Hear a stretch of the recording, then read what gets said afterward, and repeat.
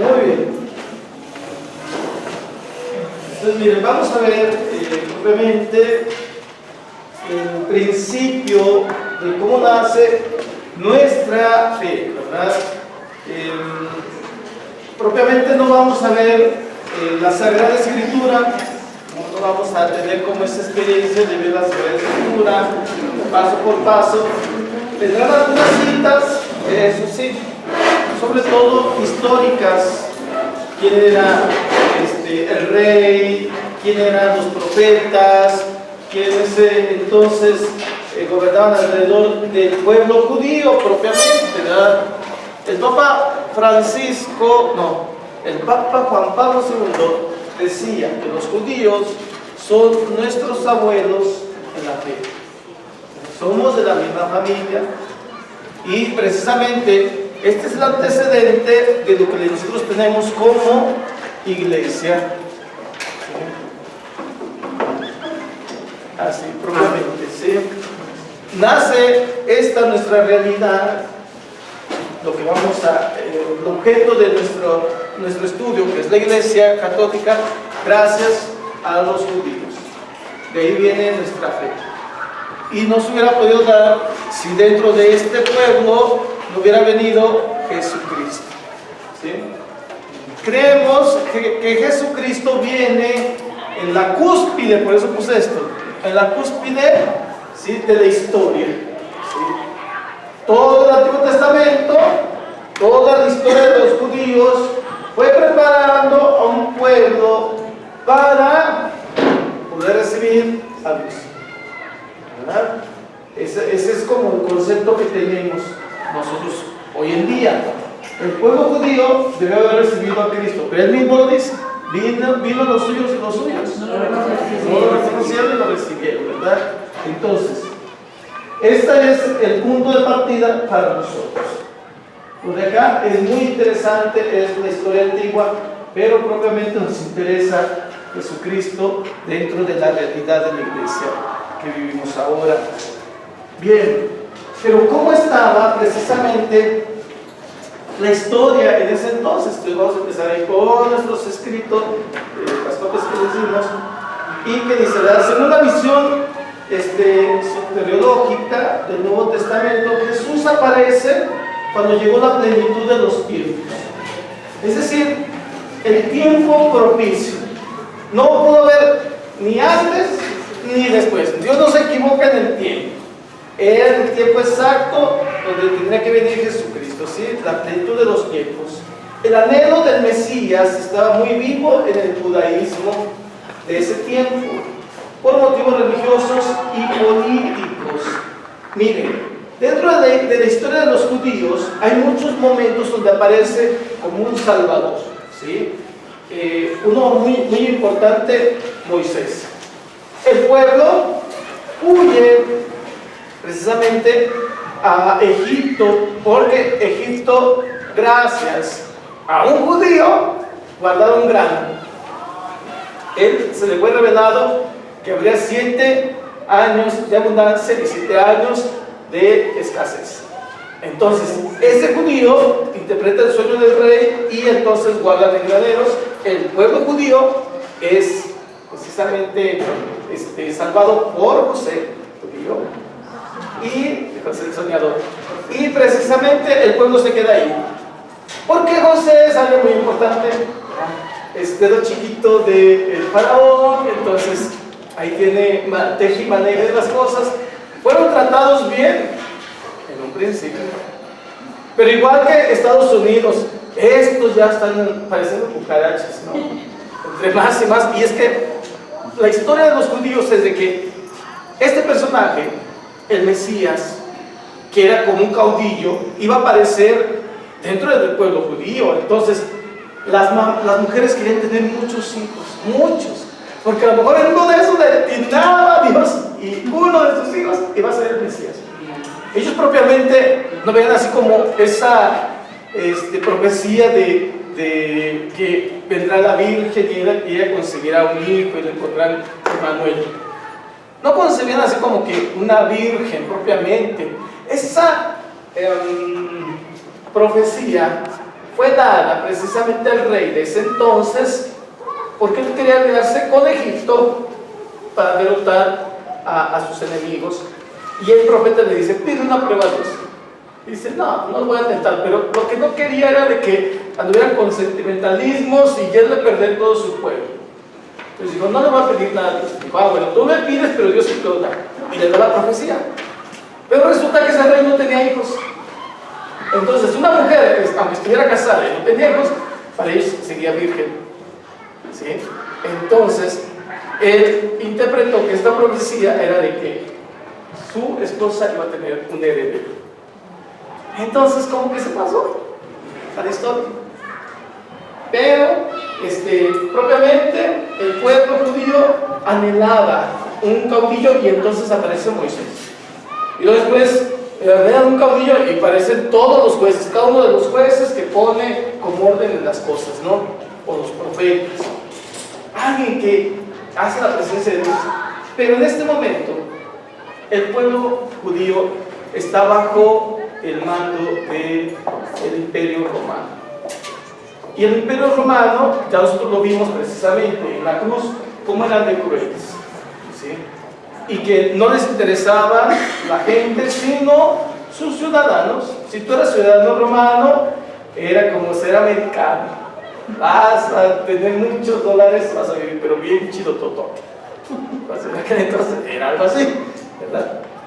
Él anhelaba pues el pueblo la presencia del Mesías, y era por lo político y por lo religioso, porque parecía que iba decayendo precisamente la religión.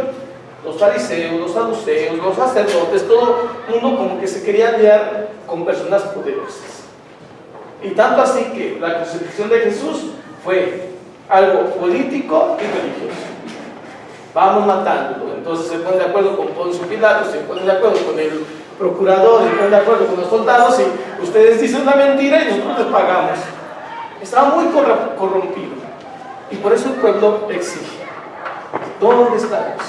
Y Dios aparece. ¿Sí? Ahí nace pues nuestra religión, ¿sí? Y vienen dos puntitos históricos, precisamente. Desde hacía medio siglo se vivía el dominio del Imperio Romano, lo que acabamos de decir. Herodes el Grande, aquí esto es muy importante, ¿sí? Herodes el Grande había recibido del Senado romano el título de rey de los judíos, favoreciendo precisamente los intereses romanos. Nosotros te ponemos y tú tienes que favorecernos, siendo odiado por el pueblo que organizó una resistencia capitaneada por Asmodeo Antígono, ¿sí? Con la ayuda de los romanos, Herodes destruyó esta resistencia, conquistando Jerusalén en el 37 a.C. Repartió el reino Herodes con sus hijos, 3 hijos: Arquelao, que asumió la dignidad real, y tenía a Judea, Samaria y Idumea. Y tenía pues a Herodes Antipas, un territorio confinaba el norte, y a Filipo, la Patanea, tras Ornitide y Auranitide. Todas estas regiones los podemos ver en un mapa, se va a tratar de conseguir, ¿sí? Pero derrotan a este rey propiamente, Arquelao. Él es el rey principal, ¿sí? La figura real la tiene él. Y esto le quitaron el reino en el año 6 antes de Cristo, ¿sí? Por Augusto, quien dio nuevo régimen en la región. Todo esto es importante, sí, porque viene precisamente los antecedentes de cómo este pueblo viene sufriendo, ¿sí? Nosotros dentro de nuestra religión, por ejemplo, ¿sí? Yo no sé, y no me interesa, no vamos a discutir aquí, ¿sí? No es cuestión de política de nuestra materia, pero hay mucha gente que está a favor del gobierno que asumió López Obrador, otros no están de acuerdo con él, cada quien tiene sus ideas, ¿sí? Pero esto también es parte de nuestra historia. Lo que nosotros vamos a ver en la iglesia es de que no es una historia de un pueblo, sino es la historia del ser humano. Creemos que Dios nos ha creado, ya lo veíamos en el Antiguo Testamento. Dios nos va acompañando. ¿Qué quiere Dios? Y al ver esta historia donde Dios aparece y Dios instituye una familia que se llama iglesia, a la cual nosotros pertenecemos, Dios sigue actuando con nosotros. Dentro de esta historia que parece pues como juegos políticos, gente que se pelea por la tierra, gente que parece que se echa hasta un volado, ¿no? Esa versión de que Herodes le dice a la hija de su concubina, a su cuñada, hasta era su cuñada, ¿verdad?, con la que vivía, te voy a dar lo que me pidas para quitar mi reino. Y dice, no, ¿este dónde salió, verdad? Está tan dadivoso, si no era de él. Exactamente, pero así se jugaban las cosas. Pareciera así a veces también que juegan con nosotros, ¿no? Y hay políticas que, vamos, yo estaba escuchando un audio muy padre que dice que la vida del ser humano está protegida ya por naturaleza, porque si nosotros no podemos defender nuestra propia vida, imagínense pues quién nos la va a defender. Y yo digo, ¿por qué hay leyes que dicen se acepta el matar una vida antes de que él pueda defenderse? Que llamamos aborto. Y bueno, también se acepta matar vidas de gente que ya está grande, pero con fuerza de armas se les quita, ¿no? Que apareció una fosa con 200, ¿sabe qué? Cada vez, y todos decimos, está chido, qué bueno que se encontraron, ya lo voy a enterrar. Y así con las manos, así como vacías, ¿verdad? Decimos, qué padre, qué chido, ¿verdad? Nadie hace nada. Y no porque nos vamos a levantar en armas, no, sino la conciencia. Esto nos tiene que llevar a ser una conciencia de iglesia. ¿Sí? Vamos a escuchar aquí una palabrita, les digo, que nos va a llevar a esa conciencia precisamente, ¿sí? En el último párrafo de la página número 1 dice: el mundo judío mantuvo con tenacidad sus peculiaridades características religiosas, ¿sí?, cuyo centro era el monoteísmo. Dice, ¿nos puedes seguir leyendo ahí, por favor? Tenían una concepción propia de la historia, guiada por el Dios Yahvé, que se había revelado como su Señor. Esta fe conformaba la vida cotidiana de los judíos, fe que venía fortalecida por la esperanza en la venida de un Salvador, el Mesías, que debería erigir en Israel el reino de Dios. Esta fue la fuerza de resistencia más grande del pueblo en momentos de amenaza para su existencia.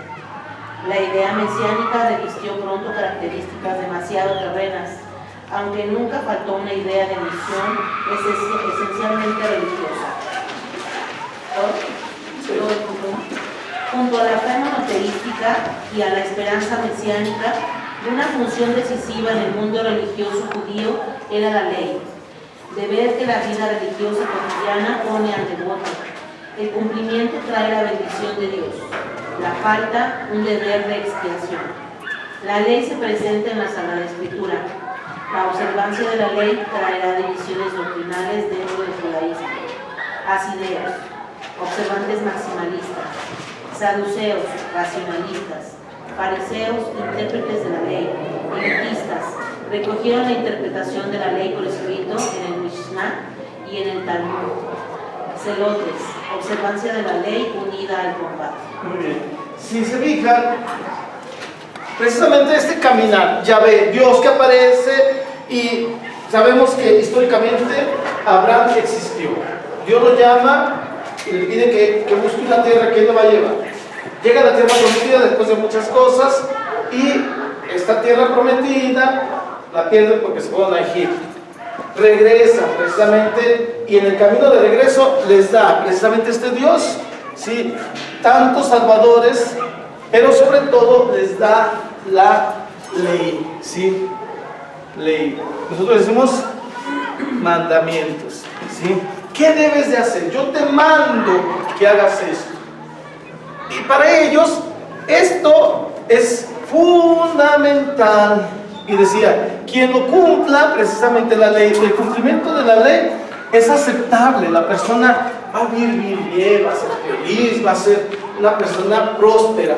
Quien no cumpla esa ley, entonces va a sucumbir. Y Dios le va a mandar castigos hasta la tercera o cuarta generación. Mujeres que no puedan tener hijos, enfermedades, desfiguramientos en sus hijos, una quemazón, algo que les va a pasar en sus personas. Este era como el entendimiento precisamente del pueblo. Pero ellos esperan a alguien muy importante, ¿sí? El Mesías. ¿Quién? El que va a arreglar propiamente todo lo va a arreglar, todo, va a poner las cosas en su lugar y entonces viviremos eternamente felices. Pero ¿quién nada más? Los judíos. Los demás estábamos perdidos. Éramos como puro adorno de esta existencia, nada más.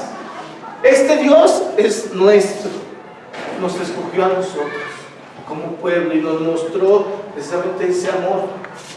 Entonces, todo este pensamiento, queridos hermanos, no encaja con la figura de Cristo. No encaja. Porque Él es un Dios para todos. Es un Dios para los que supuestamente fallaron. Pobres, enfermos, aquellos viudas, hasta los muertos. No encaja ese pensamiento, ¿sí? Por eso la figura de Cristo se desvanece y se ve como una secta y nos estás hablando cosas que nosotros no sabemos. Esta es nuestra línea de acción. Y nosotros también vamos a entender muchas veces que nuestra religión o el concepto de iglesia que tenemos a veces no encaja con la realidad que a veces se vive o que espero no vivir. ¿Quién tiene que ir a la iglesia? Los santos. ¿Quién puede comulgar? Aquel que nunca ha pecado ni de pensamiento. Solamente los puros y santos pueden comulgar, ¿sí? Los pecadores se van a condenar. Hay que como echarlos de aquí, ¿verdad? Y más si es un pecador público. ¿Se fijan? Pues nosotros seguimos a veces con este concepto. Por ejemplo, se puede salvar a alguien que no sea católico y así como que entramos en duda. ¿Será? ¿No será? Es que el bautismo, y sí, ciertamente, el bautismo es muy poderoso, ¿verdad? Y es que, bueno, yo que sepa la confirmación, alguien incluso católico no se puede confirmar, se puede salvar, ¿no? Pero creemos que es fortaleza.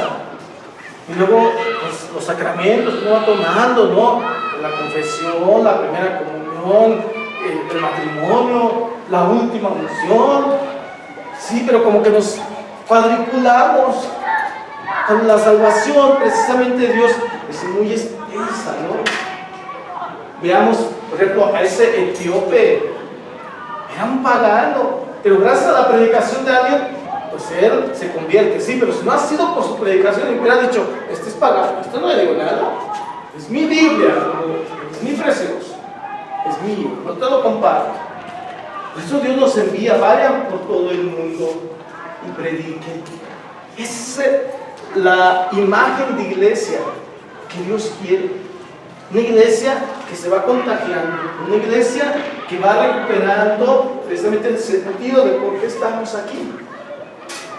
Entonces, tenemos que nosotros que ir aclarando todo esto. Ver la historia de la iglesia no es tener datos históricos, sino decir, ¿hacia dónde voy yo? ¿Qué es lo que me pide Dios a mí? Pero desde el principio, ¿no? Porque si en este momento decimos, mire, sacamos el plan diocesano de pastoral del señor obispo don José María La Torre y él dice, ¿verdad? Yo quiero una iglesia así, así, así. Está loco. ¿Cómo? Pero hay una cosa que a mí, ay Dios mío, ¿será que yo no soy señor cura y se me hace tan imposible hacer pequeñas comunidades? Se me hace como un sueño así como muy idealizado, que podamos tener gente en cada calle y se puedan reunir y decir, vamos a hacer rosarios a la Virgen, vamos a hacer una visita aquí, vamos a visitar a los enfermos de la calle. Se me hace tan difícil. Y el obispo así como que ya tiene las comunidades. No, señor, ¿y lo que están haciendo? De seguro están buscando el ombligo, ¿verdad? Yo digo, ay, qué difícil. Bueno, velo desde ese punto, sí.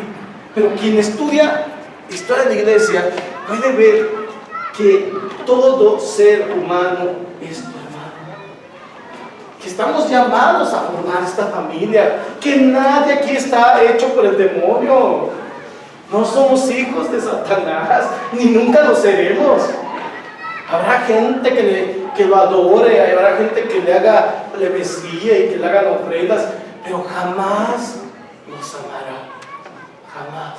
El demonio no es una persona que ame, no es una persona que tenga familia, es una persona dividida totalmente. La definición de demonio es división, aniquilación.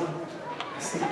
Entonces, tendremos que entender esto como una unidad para nosotros, ¿sí?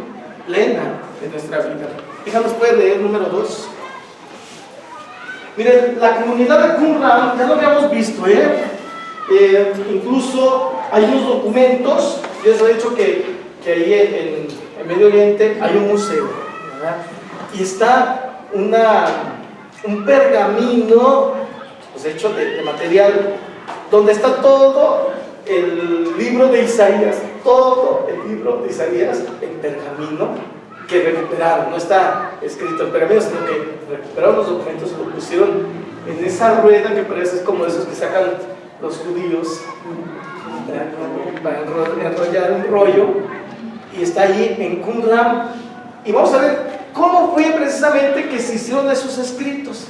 Ahí lo vamos a ver precisamente en este La número 2. comunidad de Qumran, la fidelidad de la ley empujó a un grupo, los esenios, a aislarse de la vida pública.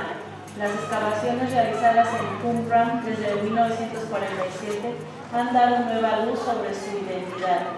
Sus inicios están en tiempos de Macabeos y su apogeo a principios del primer siglo antes de Cristo. Abominaban el enriquecimiento de los jefes del pueblo con el dinero de los paganos. Consideraban el templo como contaminado por la relajación de los sacerdotes. Ello trajo consigo que se sintiera un resto santo de Israel separado del resto de los grupos religiosos de la nación. Los esenios se constituyeron en comunidad separada, gobernada por un maestro de justicia, siguiendo una observancia radical de la ley.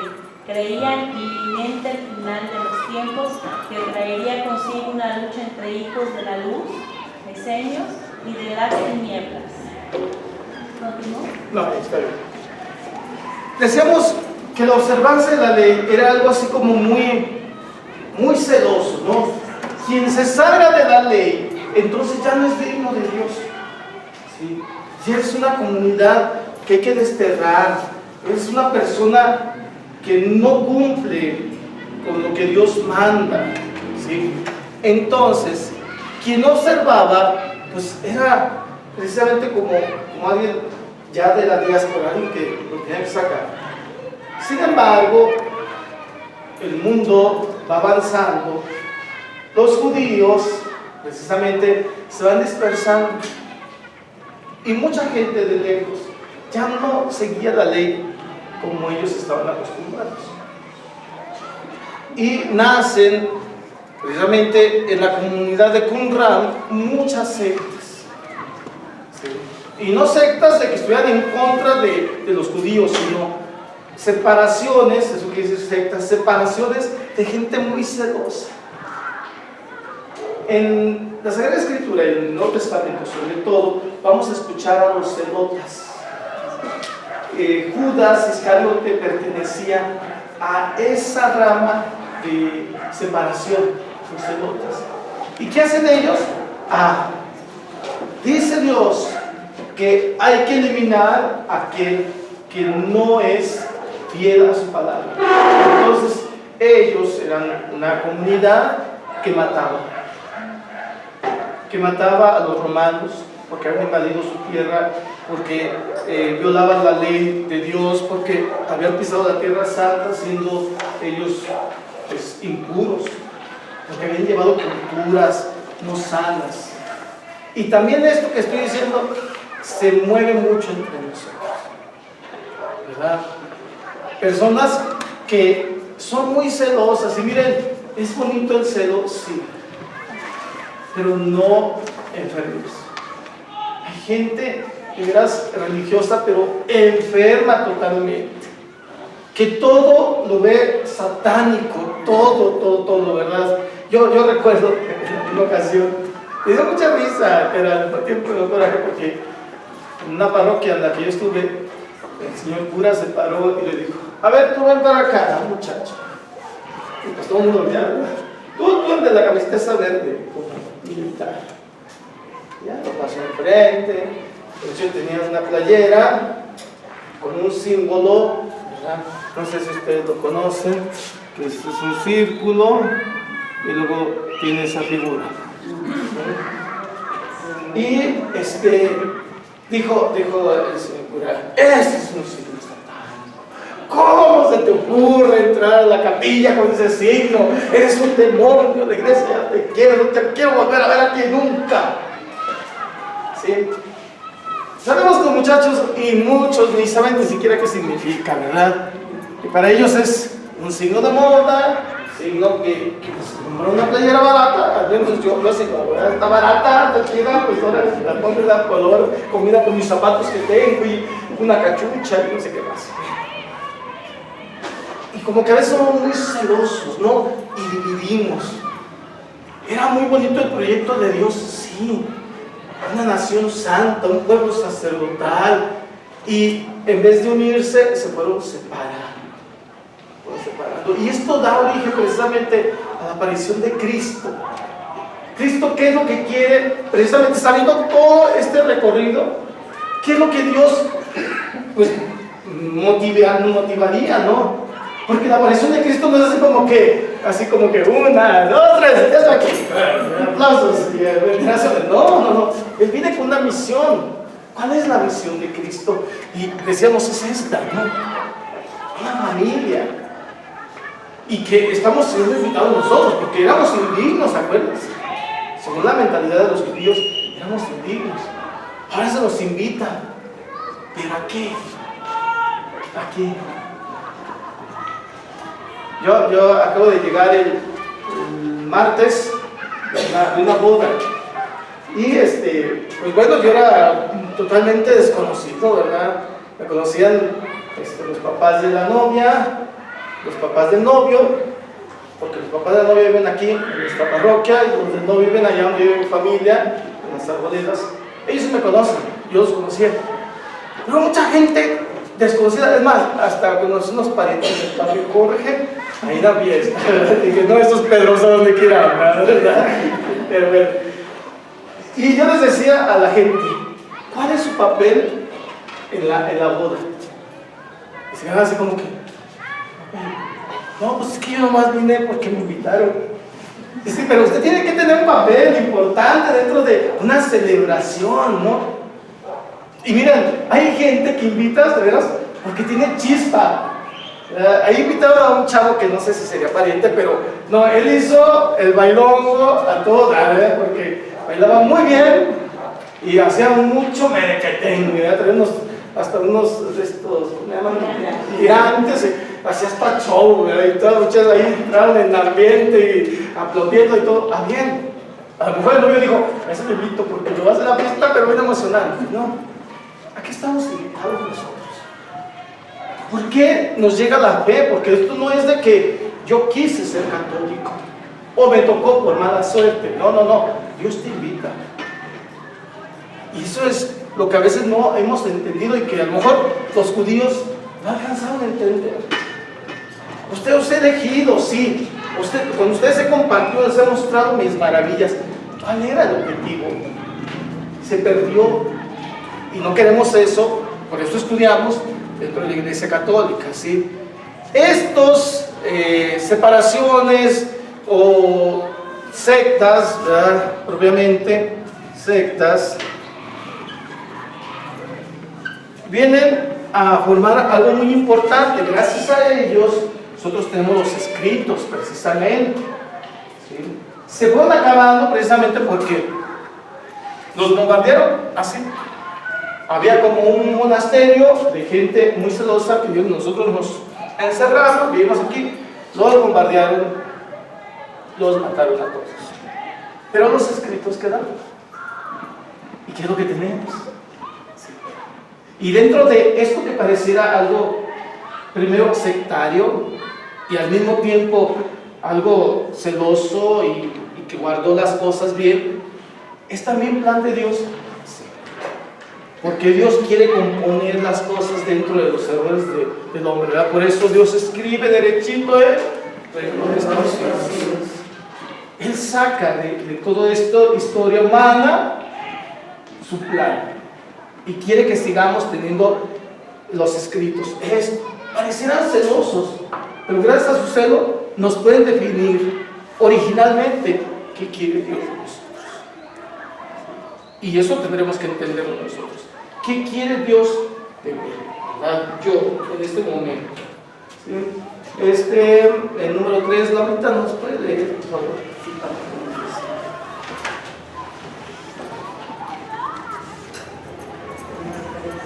El judaísmo de la diáspora. Una importancia decisiva para la difusión del cristianismo tuvo la diáspora judía. Desde el siglo VIII a.C., el judaísmo se había difundido en Asia Menor y mundo mediterráneo. Los grandes centros culturales helenísticos ejercieron una especial fuerza de atracción. Importantes colonias judías se encontraban en Antioquía, Roma y Alejandría.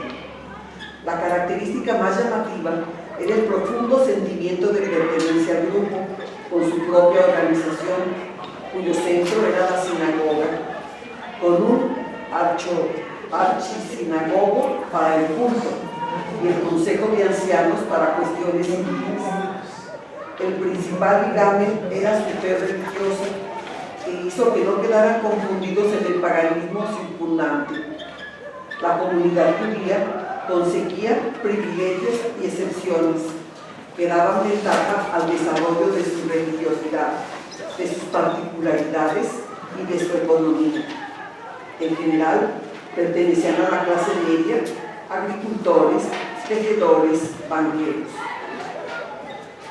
La diáspora, abandonaba la lengua materna, adoptaba la koiné, que se introdujo en el culto sinagogal.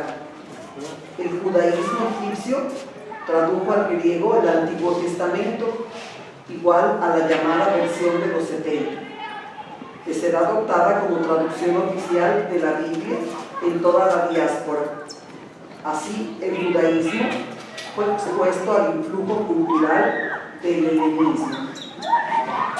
Ok. Ya habíamos hablado precisamente de los de la diáspora, los judíos que están fuera del territorio dado, ¿no? El territorio consagrado por Dios, Jerusalén. Estos judíos estaban muy presentes en los centros helenísticos, ¿sí? Donde se manejaba todo lo que era sabiduría, todo lo que eran escritos, conocimientos, ideologías, religiones. Ellos estaban muy metidos, ¿sí? ¿Para qué? Para sacar ventaja. Las grandes imperios, que era Alejandría, Roma y Antioquía, ellos estaban ahí. Se dice que un judío difícilmente se puede morir de hambre. ¿Por qué? Porque todo lo aprenden. Son muy listos de decir, a ver, ¿qué hacen aquí? ¿Cómo manejan aquí el negocio? ¿Qué es lo que hace falta? Como que son muy buenos para aprender las cosas, ¿no? Y se meten, huyen, ¿sí? Les han enseñado a hacer así, por tanto de que los sacaban y los metían de su tierra, se las quitaban. Pero estos judíos, pues, se ganan privilegios. En todo el Antiguo Testamento vemos cómo cuando los reyes los sacaban de su ciudad, había grandes personajes que se pusieron casi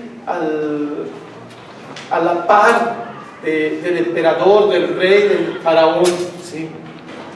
Para tener estos privilegios y pertenecer, todos los judíos, a la clase media, ¿sí? Esto es muy importante, sí. Y nace aquí una cosa que nosotros debemos de tener muy en mente, la koinoné. ¿Qué es esto? La comunión, ¿sí?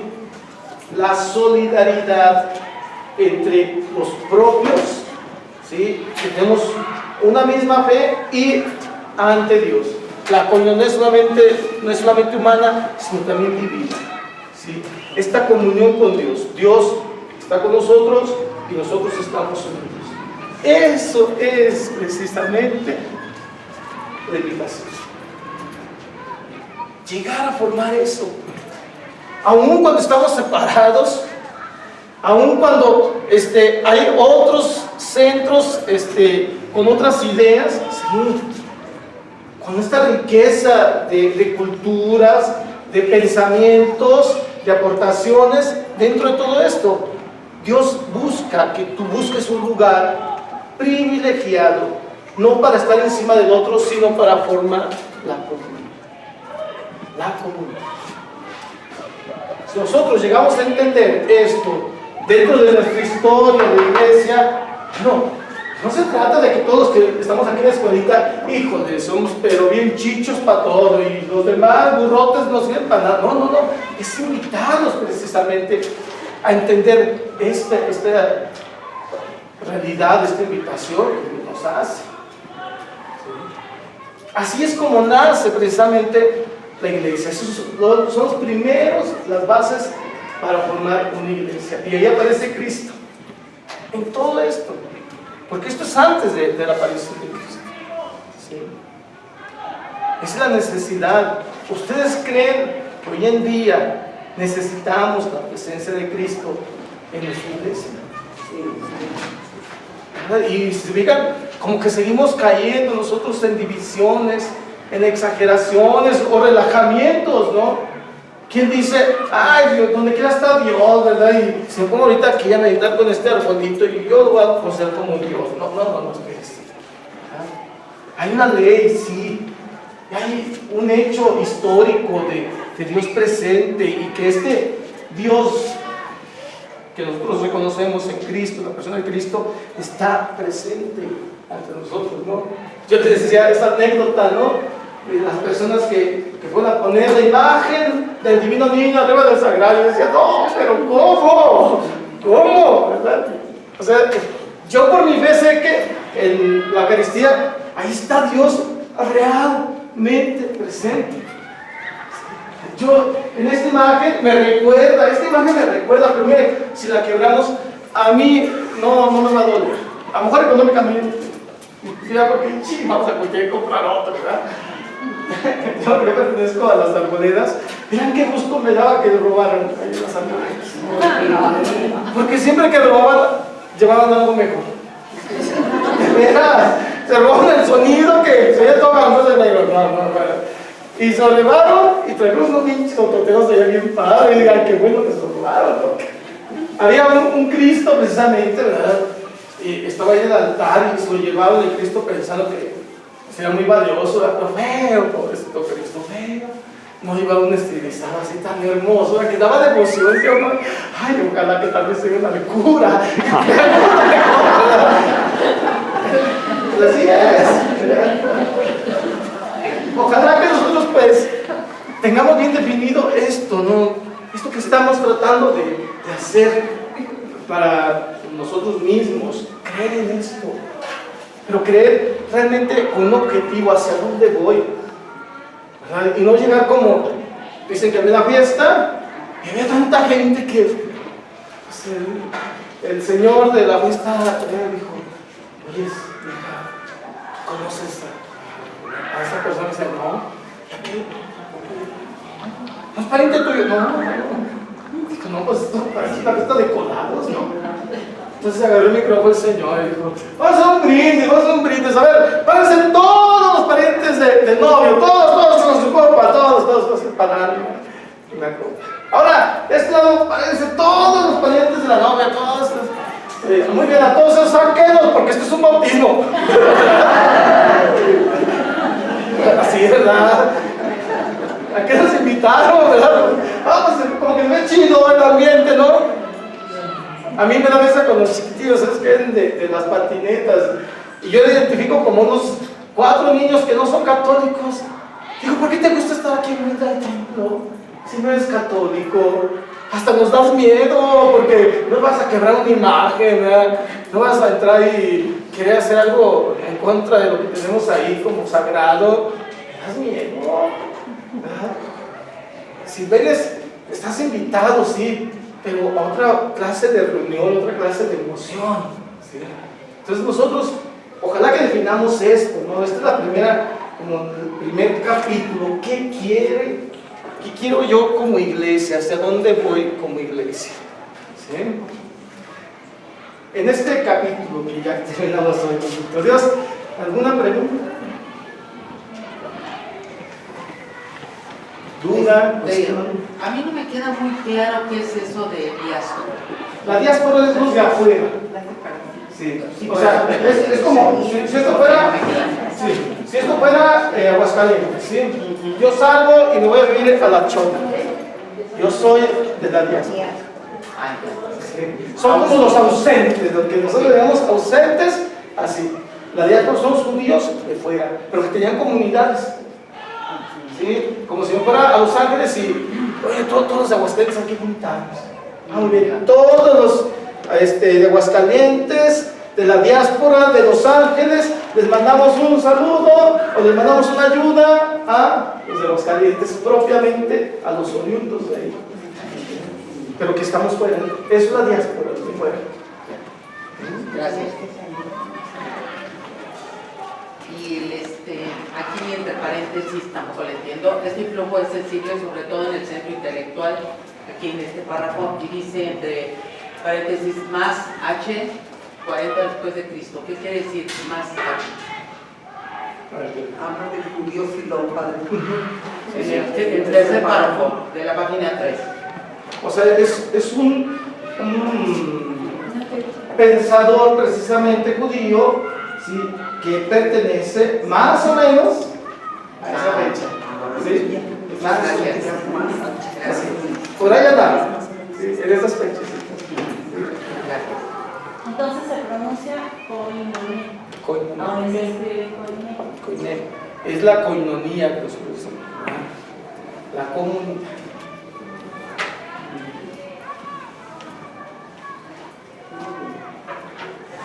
¿Está todo entendible? Padre, muchas veces yo me he preguntado, bueno, ¿y por qué los judíos, por qué no los mexicanos? ¿Por qué el Señor eligió al pueblo judío como el pueblo suyo de su preferencia? ¿Por qué quiso? Era profetizado. Yo digo que más bien no escogió propiamente una nación así como que a ti te agarra. No. Él escogió una persona. Acuérdense que Abraham es de Caldea, ¿sí?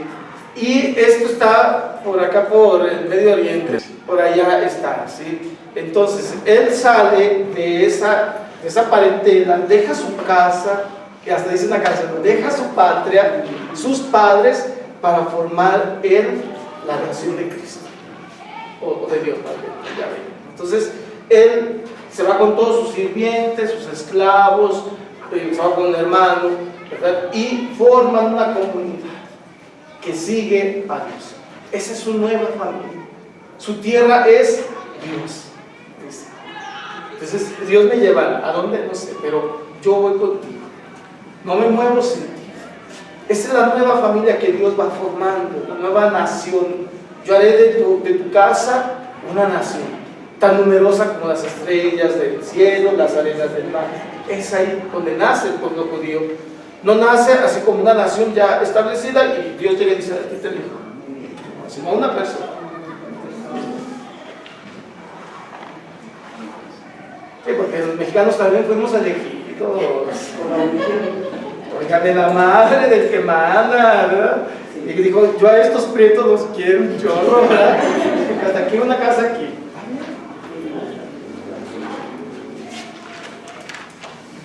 Si no hay más preguntas, pues yo ya sabía. Ay, qué padre.